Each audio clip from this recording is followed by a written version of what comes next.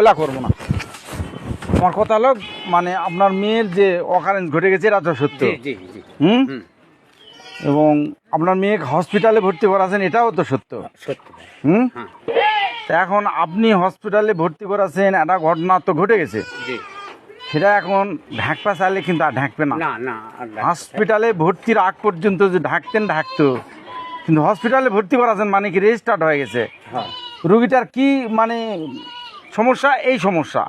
হ্যাঁ, এখন অভিযুক্ত এটা কাক করুক কে, মানে ইয়েটা করলে অনৈতিক কাজটা কে করছে? এটা ইনসের নাম এই গ্রামের, ওর বাপের নাম ইনসের বাপের নাম বিনসের। আচ্ছা, এটা জিনিসটা দেখিছে কে? দেখেছে কাশেম। আপনার মেয়ে আসে বলেনি বাড়ির? হ্যাঁ, মেয়েও বলেছে। হ্যাঁ, মেয়েও বলেছে। আসেন আসেন সামনে। মেয়ে প্রতিবন্ধী তো। প্রতিবন্ধী হোক আর যেটাই হোক, হ্যাঁ, বলিছে তো। তা এখন কি চাচ্ছেন? তারা তো এর সুরাহারা সমাধান তো চাচ্ছেন। হাসপাতালে ভর্তি করেছেন, শব্দের অর্থটা কি?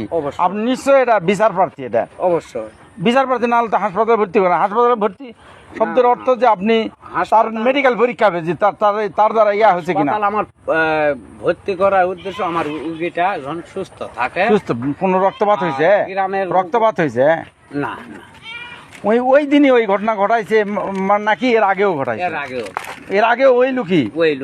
আর ওই দিন কোন দিন ঘটাছে? কোন দিন এটা হলো মনে করে আজ 3 দিন। 3 দিন? আমাকে তো বললো বৃহস্পতিবারে কথা বললো। না, বুধবারে দুপুরে। বুধবার না বৃহস্পতিবার শুনেন আরেকজন।